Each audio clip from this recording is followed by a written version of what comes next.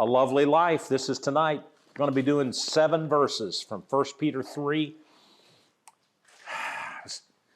We might get out a little early tonight, but I don't know, because it was either that or go through verse 12, and I thought, no, that might take 20 minutes to do verses 8 through 12, and 1 through 7 was one topic anyway, and it has to do with marriage, and it doesn't have to do with marriage, both, okay? So if you're not presently married, don't worry, this all applies to you too, okay?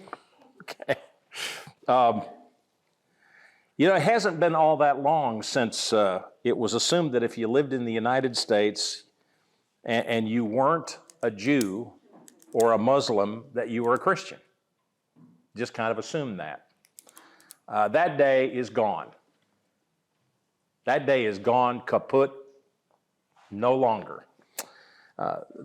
It might be giving away our age that we could say, I can remember a time when that was the case. You know, really the only thing was you were either going to church or you weren't going to church. But everybody was nominally a Christian. Not the case anymore. Not the case at all. There are many who are agnostics and atheists, many who are Muslims. You've got a whole rainbow of different religious groups out there other than Christian groups. But Christians now, instead of blending in with the crowd, if you're faithful, you stand out in the crowd. You stand out from the nominal Christians if you're really walking the walk, because there's a lot of nominal Christians, a lot of people who say they're Christians, but who really just have church memberships, and they might attend once every couple of months or maybe every month.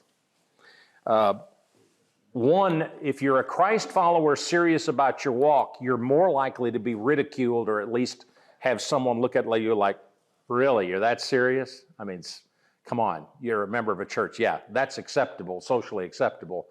But to be a Christ follower 24/7, 365, that's different today than it used to be. Sometimes we have to walk a fine line. And I don't mean compromising. I'm saying you can. I've talked to some people who despair, who say things are so bad now in our culture that what I want to do is grab my kids and my grandkids and I want to go live somewhere else. I want to hunker down. I call it hunkering down. I want to hunker down at a bunker. You know, I want to go somewhere where I'm not going to be bothered by the world. And nowhere does Peter in all of this letter, and because he's dealing with a situation similar to ours back in the first century, nowhere in this does he say that you should hunker down.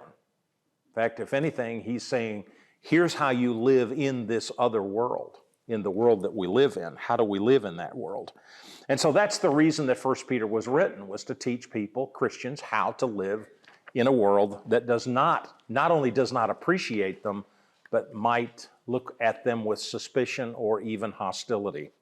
And because that is difficult to do in the world, living in two worlds is difficult, chapter 3, I think, poses some special challenges for us as we seek to practice living in two worlds. And in the first 7 verses, we're going to talk about how marriage is different in two worlds, in our world as followers of Jesus. And what is being taught here in chapter 3, verses 1 through 7, is counter to what the approach that you'll hear people teaching about marriage today. And again, balance is important when you study this. So when we read about wives needing to be submissive to their husbands, we must remember the times that they were living in then and the times that we're living at now.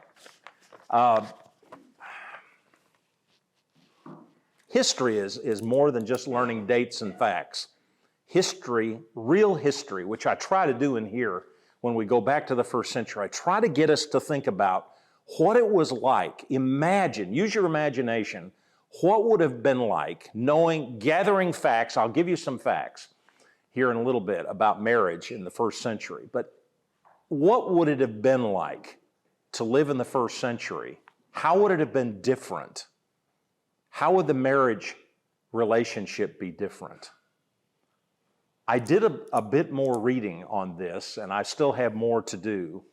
I just almost finished a book in one night.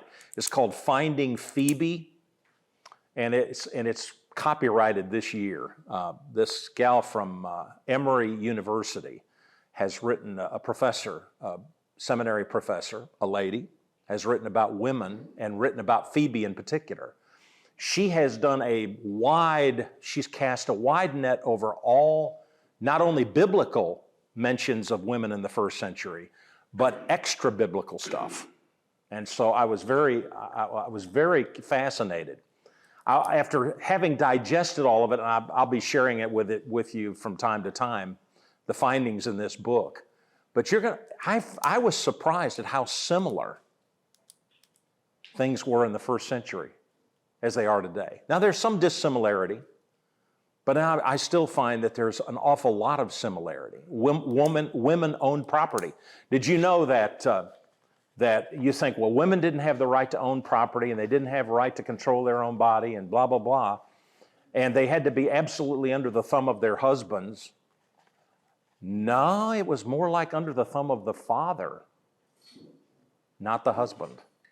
In Roman society, it was the father of the family, the patriarch. So it might be your husband's father who rules in that family. When the husband's father dies, then the husband becomes kind of the patriarch. And did you have to mind the husband? Yeah, but I was surprised to find that Roman and Greek philosophers admonished men not to mistreat their wives, that there was an awareness that men could take advantage of this. In fact, I'm going to cite something in a minute, I found something from a Greek philosopher that sounds a lot like what Peter wrote here in the first 7 verses. So I think I found it very interesting and enlightening. So and that women owned about 1/3 of the property in the Roman Empire. 1/3 of all property was owned by women. Did you know that's about what percentage in the United States? Women own about 1/3 of the property. Still, that's the case. Yeah. Was that the same way with the Jewish people? Yes. And that surprised me too. This is, by the way, the research on ancient culture is ongoing. They're learning stuff all the time. And so I want to share with you some of these things. I wished I'd read this book about 2 or 3 weeks ago, as opposed to day before yesterday, so I could be able to share more of it. But I wanted to stay close to the text here, and I wanted to give you some insight as we look at what Peter was writing. So Peter is writing to people at a time when, yes, the husbands were dominant in the home, but they had been admonished not to be dictatorial, and that women had a great deal of responsibility and wealth and authority sometimes in certain situations. And so that you're going to find, as you read this, you'll say, well, this is not just for the first century, it's for all of us. And it also ties in well to all the other things that are said that Peter has been leading up to this point. So let's look at the first 7 verses and then we'll go back through it. Wives, in the same way, submit yourselves to your own husbands, so that if any of them do not believe the word, they may be won over without words by the behavior of their wives, when they see the purity and reverence of your lives. Your beauty should not come from outward adornments, such as elaborate hairstyles and the wearing of gold jewelry or fine clothes. Rather, it should be that of your inner self, the unfading beauty of a gentle and quiet spirit, which is of great worth in God's sight. And for this is the way the holy women of the past, who put their hope in God, used to adorn themselves. They submitted themselves to their own husbands, like Sarah, who obeyed Abraham and called him her Lord. You are her daughters if you do what is right and do not give way to fear. Husbands, in the same way, be considerate as you live with your wives and treat them with respect as the weaker partner and as heirs with you of the gracious gift of life, so that nothing will hinder your prayers. Let me share with you a few observations. He addresses wives or women at length, okay? His admonition to men is rather short, one verse. He spends 6 verses talking to the ladies, okay? And I want to stop here for just a moment and tell you why that is. If I were writing a letter to someone, a church, and the problem, I was addressing an issue, and there was a problem in that, I would write more about the problem, wouldn't you? I would want to articulate that. I would want to teach that. I'd want to flesh that all out, okay? And apparently, there was an issue with this. There was an issue with wives submitting to their husbands. Now, almost all of the ancient writers said that wives should do that, okay? Peter's not alone here. In the first century, all the way from the 2nd century BC to the 1st century, through the 1st century AD, the literature, almost all of it says that the wives are supposed to be submissive to their husbands. I'm thinking, something's going on here. Why would he spend so much time talking to the women about this? He also speaks to women with unbelieving husbands. Did you notice that? He seems to be zeroing in on an issue, doesn't it? Seems like he's zeroing in on something. He's not just, as I've said in this class many, many times, Peter didn't just decide one day, I think I'm just to write a letter to the Asia Minor Christians. No, there's something going on. He needed to write them. So here is an issue. This is a little insight. We call it reading between the lines. There's a little bit of insight in here. Okay, we've got 6 verses talking to women, not just talking to any women, but married women, and not just any married women, but women with unbelieving husbands.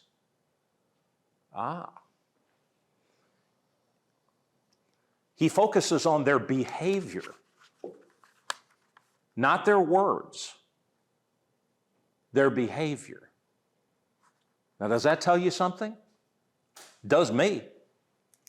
The way that Christian wives were behaving toward their husbands seems to be the issue. The unbelieving, right. Especially with regards the unbelieving husbands. Now, understand here too. Because to unpack this, you have to stop and think. This is not the same as today, okay? Where we have a female governor, okay? And we have a female vice president. And we have females who are CEOs and CFOs and, chairman of the board of major companies. We have women who are extremely wealthy and extremely accomplished, very well trained. I think our culture has worked very hard at making sure that women have a seat at the table. No, it's not perfect, but it sure is a lot better than it was 50 years ago. There's progress that has been made. And that progress, and even more progress when you consider what it was in the 1st century for women. Okay. So we're in a different culture, a different time, all right? Should wives still submit to their husbands? Yes, but understand what the context is. Who is Peter writing to? Okay? He's writing to women who have unbelieving husbands. Do what? Paul said, in the Lord. Yes, in the Lord. Now look at here. It says, did Peter address the issue of abusive husbands? No. Now, in verse 7, he tells them to live considerately. You be gentle. He says you live with knowledge. I think one of the translations says with knowledge. Another translation says with understanding, because the woman is the weaker partner, not the weaker in the head or weaker emotionally. The term is physically weaker. Now we're really zeroing in. Okay, don't use your physicality. So he is actually indirectly dealing with the issue of abusive husbands. But understand also, he's talking to Christian husbands here. Peter's writing to Christians. There's every possibility that these unbelieving husbands were in fact abusive to their wives. He's not talking to them. He's writing to the Christians. All right. So let's go back through the text and begin to take this apart here.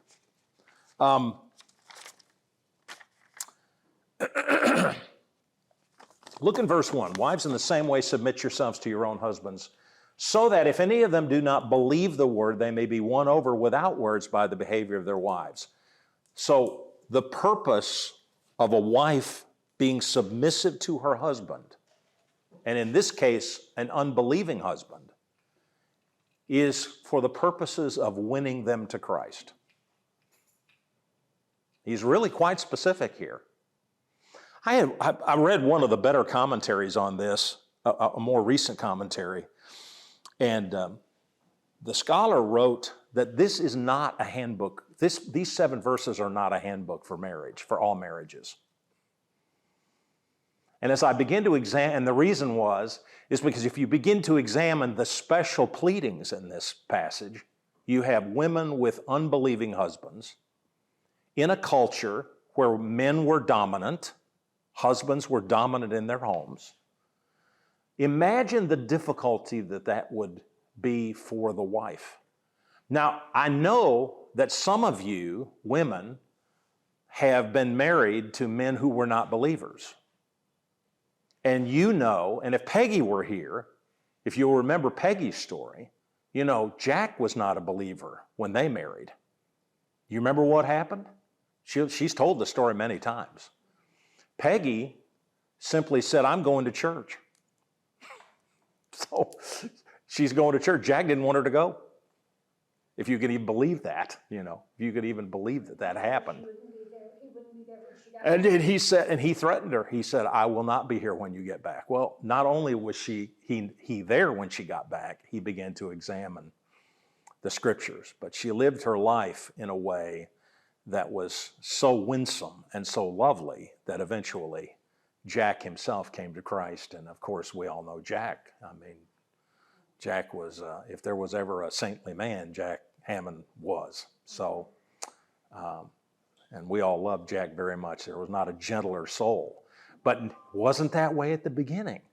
She simply lived her life in a reverent way. She drew her line in the sand and said, I will not compromise. I will not compromise what I believe in. But there was evangelistic intent in this submission.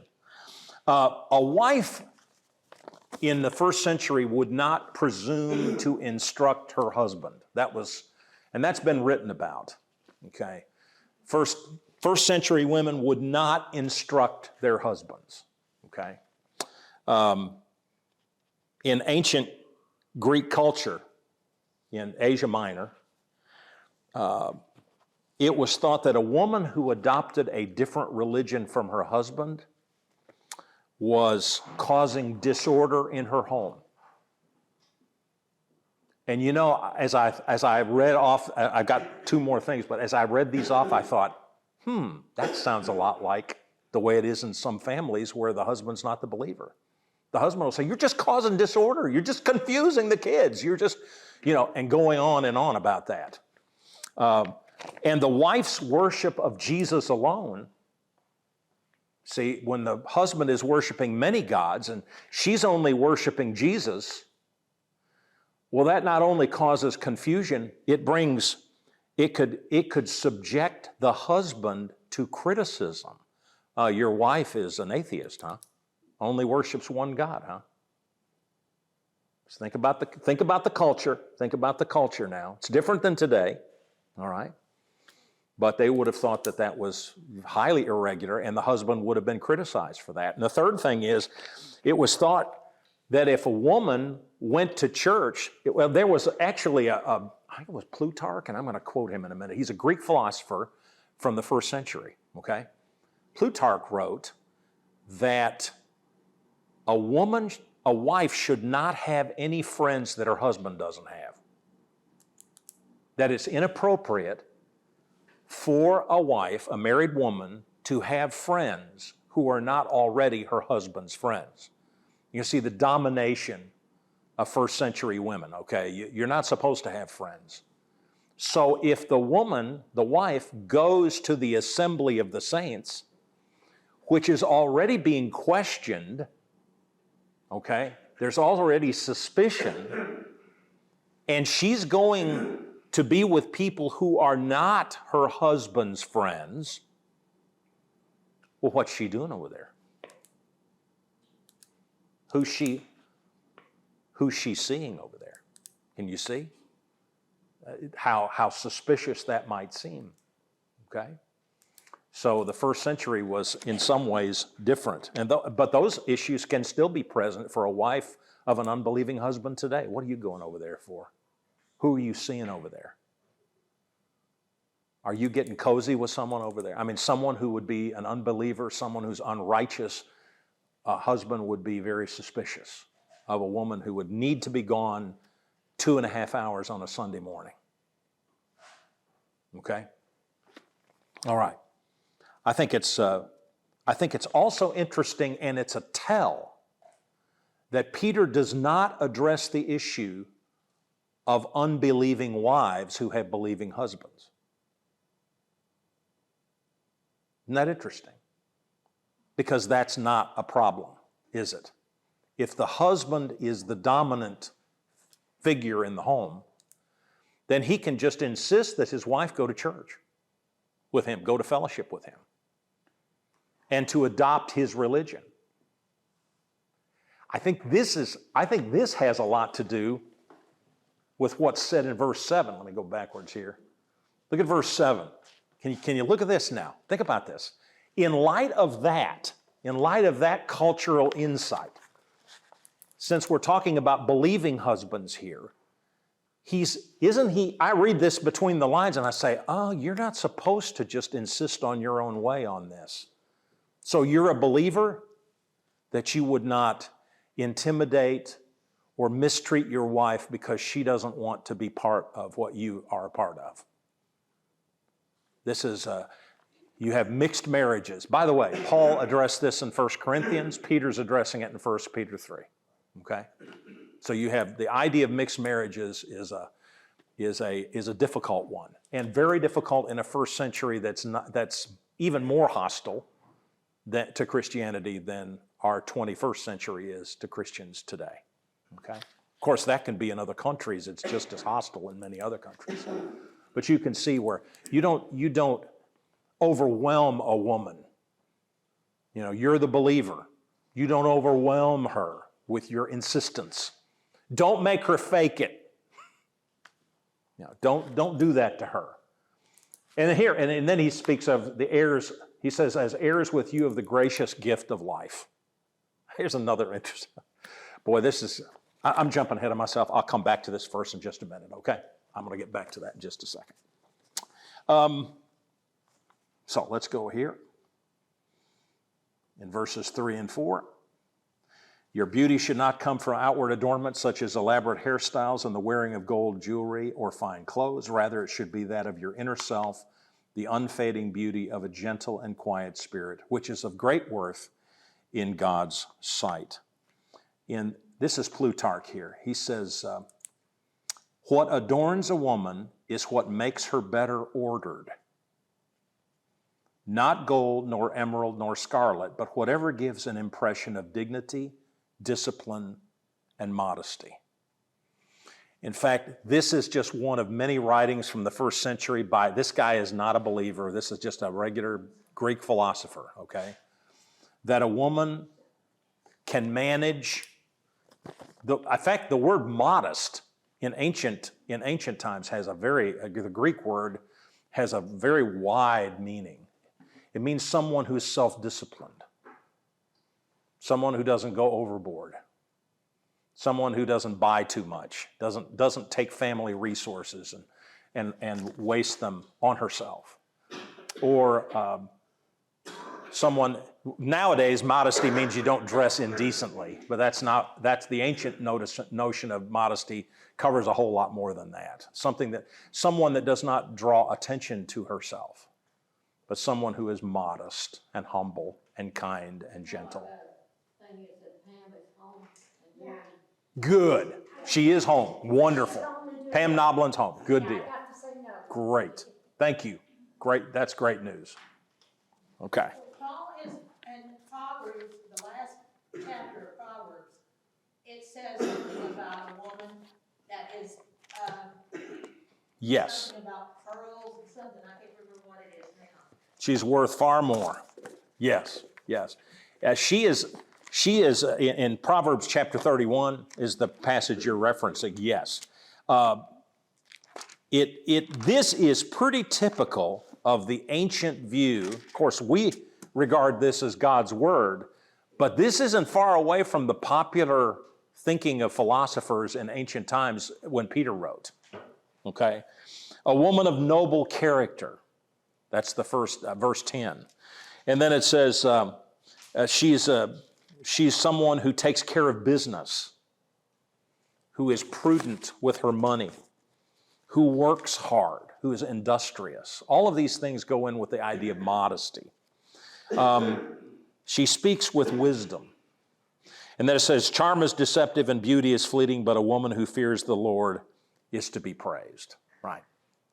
She is worth far more than jewels. The idea is you don't have to wear your jewels. That modesty, that virtue, that's your jewelry. And that was prized among the ancients. And Peter, of course, in this passage, of course. We could say here, I think, that Peter is telling these women who may be disruptive and hostile to their husbands, if you're telling someone, hey, submit, that it's possible that these women, these believing women, these are Christian women with unbelieving husbands, are being aggressive with their husbands and being critical, okay? And Peter says, hey, submit. That doesn't mean you're inferior, and it doesn't mean you submit to physical abuse, but it means be obedient.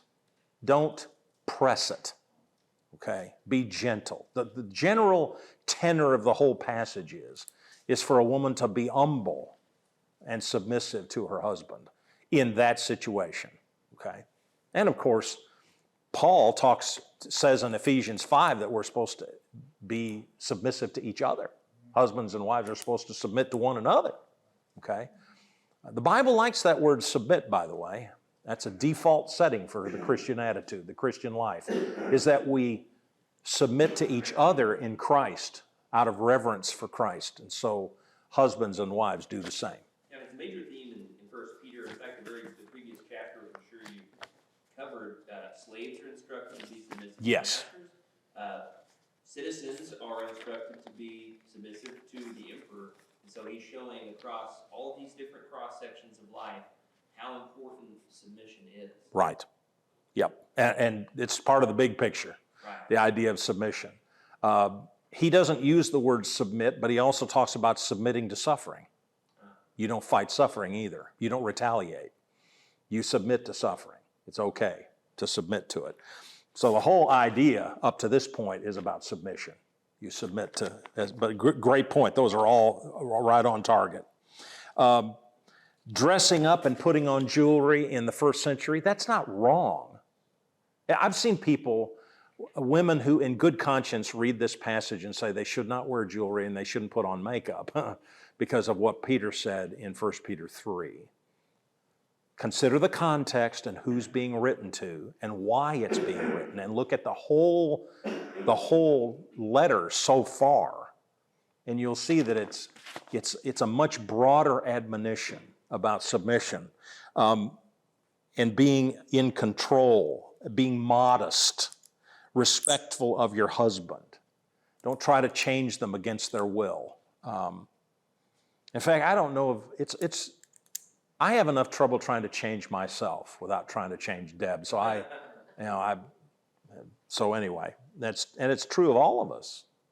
But dressing up and putting on jewelry in the first century could be misconstrued as being like a woman could be accused of misuse. And I saw this in several different places. A woman would find herself, if there wasn't great wealth in that family, of being careless with the family's funds. So be careful. Where the jewelry comes, depends on where the jewelry comes from, exactly. Paul, a point on the jewelry there in verse 3, it's contrasted with a word in verse 4. So your adornment should not be external, and he gives a handful of examples. But then in verse 4, he says, instead there's ESV uses the word imperishable. Your translation says unfading. Mm-hmm. So it's saying those are things that pass away. Hair falls out, gold is tarnished, Right. dresses they wear out, but look at these other qualities instead Yes. that will have lasting impact. Yes. That's the point. That is the point. It is. There's Peter uses Abram and Sarah as an example here. In Genesis 18:12, we don't have any. This is the only place I can find that Sarah calls Abraham Lord. Okay, so Sarah laughed to herself as she thought. This was after the angel told Abraham that she was going to have a child at the age of 90. After I'm worn out and my Lord is old, will I now have this pleasure? Okay. Okay. So anyway, that's the only, and that, by the way, in the Greek Old Testament, which was the Old Testament in use at the time of Jesus, the word for Lord is the same in Greek. So it comes right over Kyrios, which is also the word for Lord. So yes, Peter's making reference to this passage, but how did Sarah obey her husband? This is interesting, and I'm wondering if Peter wasn't thinking of this, okay? Sarah was put in a very difficult position in the Old Testament with her husband, okay? They were going to moved to Egypt because of a drought. There was no food in Canaan. So they did what a lot of people do. You go where the food is, okay?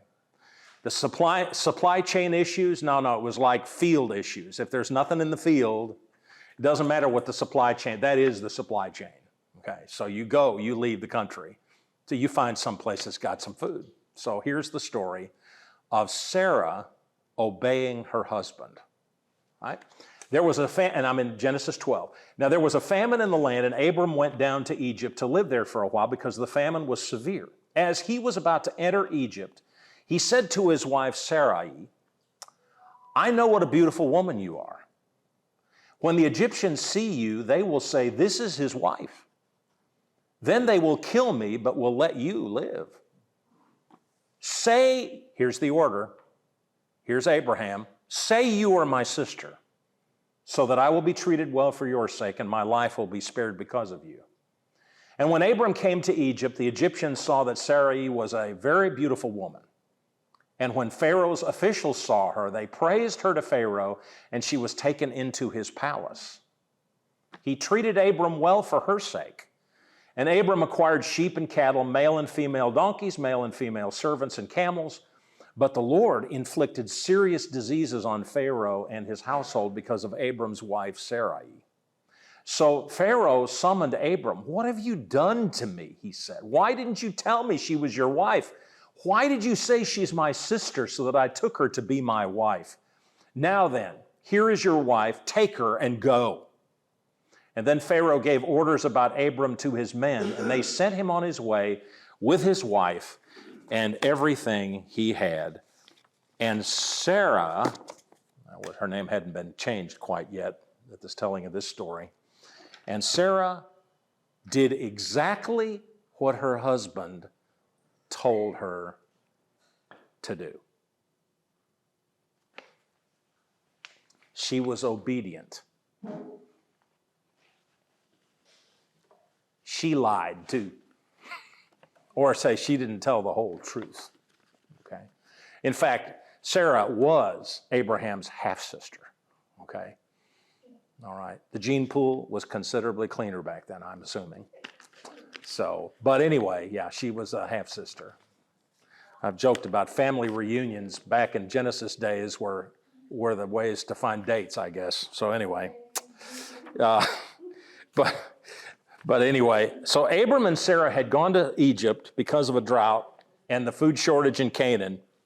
He tells Sarah that he needs to lie in order to spare his own life and hers, but he was more concerned about his own skin. He said, "No, you'll live, I'll die. They'll kill me. Get me out of the way." Okay. She was so beautiful that when they crossed the line, the border, Pharaoh's officials became aware that a woman of this kind of beauty had entered the country. Now, just to get the picture of this. She is that stunning. So the officials go to Pharaoh, the emperor of Egypt, and tell him there is this gorgeous woman that just came from Canaan. And there's this man with her, that she's come with her brother. And so Pharaoh takes her into his harem.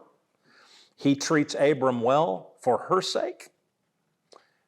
But things don't go well in Pharaoh's house. They have this terrible outbreak of disease, and somewhere along the line, Pharaoh finds out that it's all been a ruse, that he'd been lied to, that Sarah was in fact Abram's wife, not just his sister. So the situation is similar in some ways to the problems a believing wife might have with an unbelieving husband. Now think about this for a moment. She's in a hostile home. Sarah and Abram were in a hostile land. He was afraid they would kill him so they could have her. Now talk about hostility, okay, to foreigners. She's worshiping one God, all right, the person that Peter's writing to, while her husband has many gods. She's subjecting her husband to criticism, speaking of the women that Peter is writing to, and is probably being accused of causing disorder in her house. What is she supposed to do? How do you bear up in a situation that is untenable, extremely difficult? Was Sarah in the same situation? I think so. And yet she was obedient to her husband. I'm not saying it was right for her to lie, to do this, to tell a half-truth, if you will. But the situations are in some ways similar. The women that Peter is writing to are under pressure to conform, or they might be angry and rebellious with their husbands. They may be, in fact, causing disorder in their homes when there need not be disorder. And Peter urges them to be gentle, that is more beautiful, than anything else they can do. It's unfading, it's eternal beauty. Be obedient to your husbands so as not to aggravate tension in the home any more than is absolutely necessary. And Sarah submitted to her husband to keep order in her home, to hold her family together. And so Peter's encouraging these women to do the same. All right? You may be in a very difficult situation, but you must try to hold your family together. I hear that in between the lines. You must try to hold your family together. Sarah submitted to her husband, and so must the wives of unbelieving husbands. And then husbands are told that they're supposed to live with understanding, to be considerate of their weaker position, speaking to believing wives, question mark. Found something out that's kind of interesting about this. I've mentioned these things here, but Peter he doesn't use the usual word for wife here. In verse 7, it's translated wife, but the word is not the word that is traditionally used for wife. It is the generic, it's an adjective which means female. So some will say, well, what in the world? Why would he do that? Why didn't he just go ahead and talk about wives? I mean, that would have been the go-to. He doesn't use that terminology here. He talks about women now. He uses that adjective, female human beings, basically. Okay? So husbands are supposed to be understanding of the women. Literally, if I was taking that passage, of that class of women, I'm taking it, that's kind of the way you'd translate it. And because of the awkward way that you construct it, it doesn't sound just right. But since Peter used the word female instead of the word for wife, he may be referencing the fact that there are other women in the home of a believing male besides his wife. Maybe having reference to female slaves. Okay. Again, you got to think first century here. The wife is not the only woman in the house. So believing husbands are supposed to be gentle and considerate of all the women in the house, not just the wives. Of course, it would include them, but it would include any woman that would be under his care.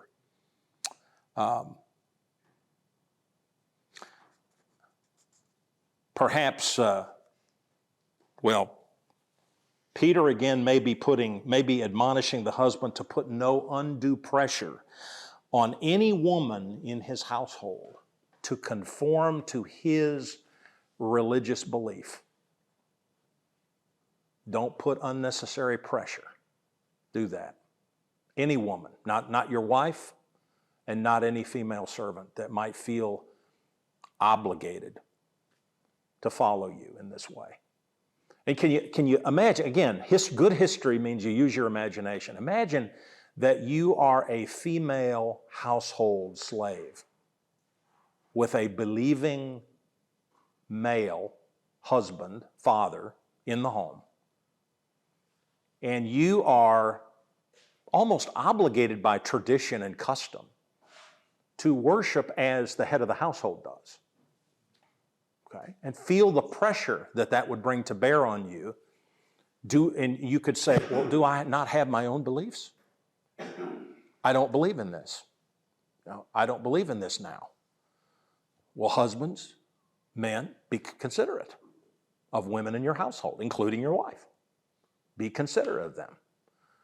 Live with them with understanding as the weaker partner, physically weaker. The word, that Greek word is such a weird word. It means weak. It also means ill.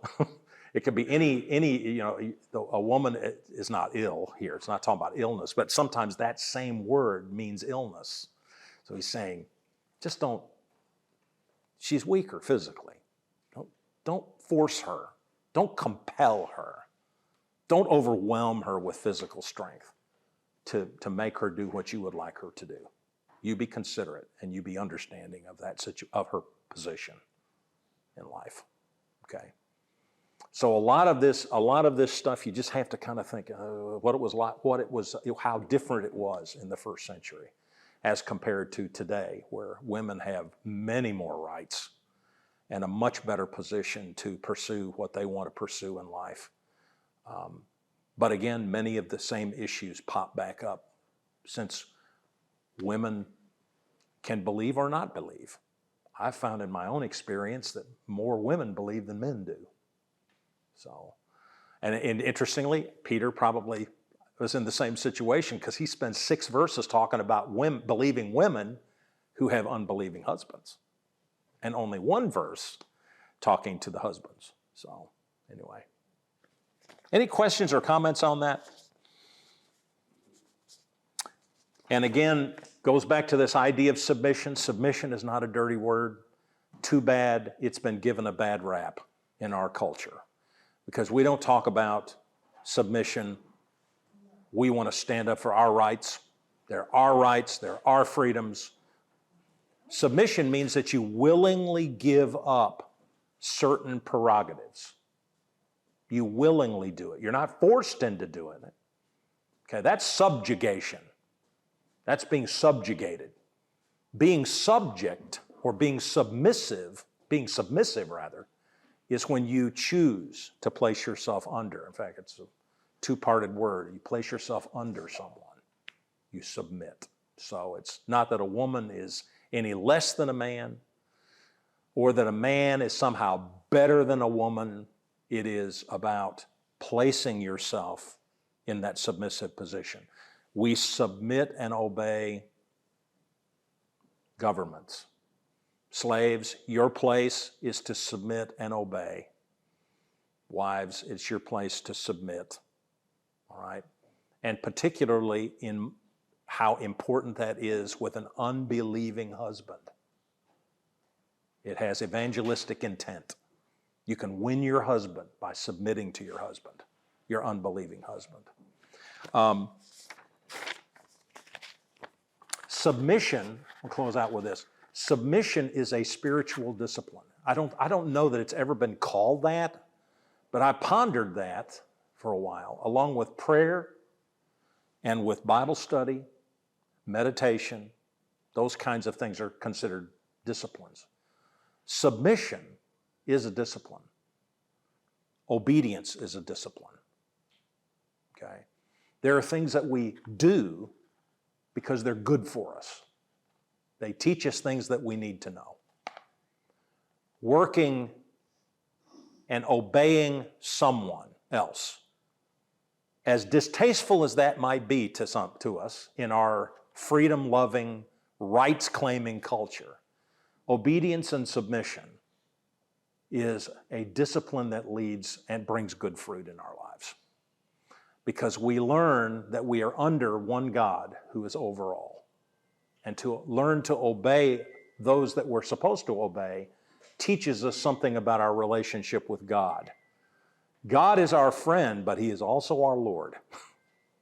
And we submit our will to His will. All right. I think that's it. We went the whole time. I can just lather up all night long, can't I? Thank you, Paul. Thank you. Thanks.